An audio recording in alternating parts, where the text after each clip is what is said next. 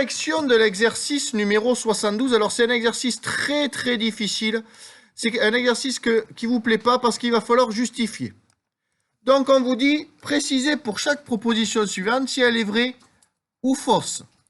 On vous demande de justifier par une réponse. Alors, vous verrez que pour justifier qu'une affirmation est vraie, il va falloir faire une justification aboutie, c'est-à-dire avec des détails très précis. Par contre, pour justifier que quelque chose est faux, pour justifier qu'une affirmation est fausse, il suffit d'une seule chose. Et quelle est cette chose?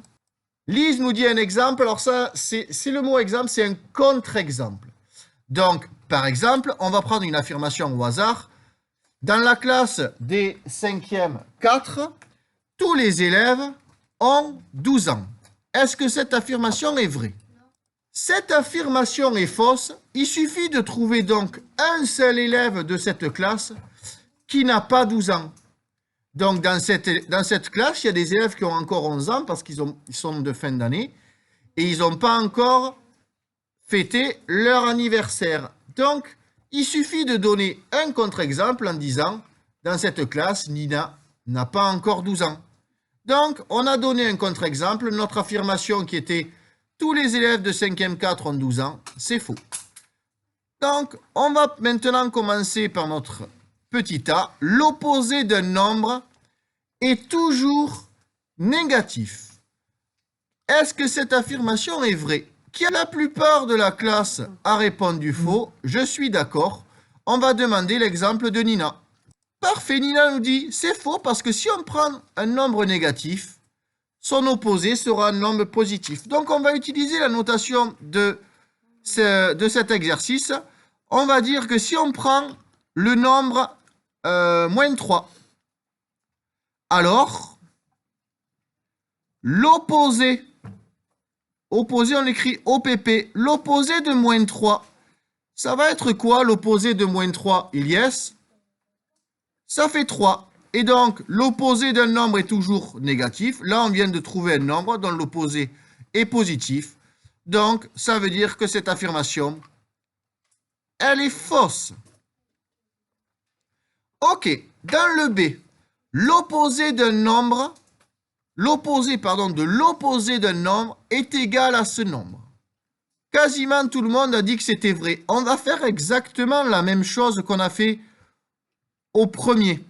On va prendre un exemple, toujours pareil, on va prendre moins 3. Donc, l'opposé de moins 3, c'est égal à quoi, Alexandre? 3. Et on vous dit l'opposé de l'opposé. Donc, nous, on veut maintenant l'opposé de lui. Et l'opposé de 3, c'est égal, Nina, à moins 3. On a bien trouvé, on part de moins 3, on arrive à moins 3. On a bien trouvé la même chose. Vous verrez que on peut aussi le justifier avec une droite graduée. On va prendre un nombre ici, un nombre qu'on va appeler A. Son opposé va se situer où? De l'autre côté du 0, ils vont être symétriques, donc c'est moins A. Et l'opposé de moins A, c'est son symétrique, c'est A. Donc, l'opposé de l'opposé, on trouve le même nombre. Maintenant, on passe au C. On vous dit, un nombre est toujours supérieur à son opposé. Donc, Elsa nous dit que c'est faux. Elle nous prend comme exemple 8 et moins 8.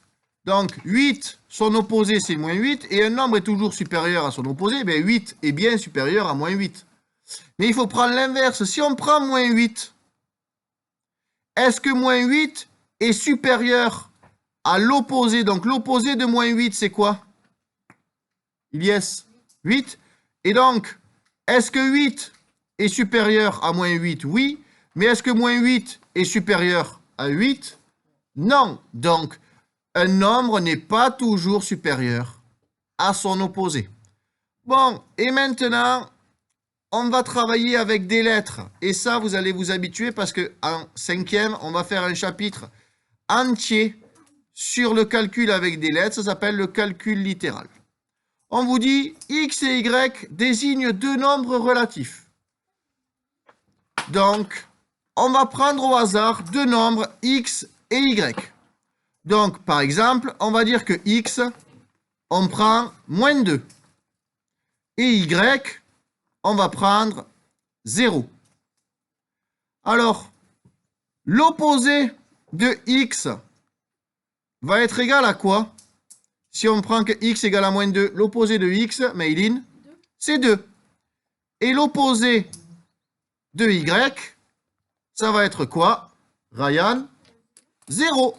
Donc, on est d'accord, on a bien moins 2 qui est plus petit que 0. Est-ce que l'opposé de x, on a dit que c'était 2. Est-ce que 2 est inférieur à 0? Non, ça, on peut le barrer, c'est faux. Donc ça, c'est faux.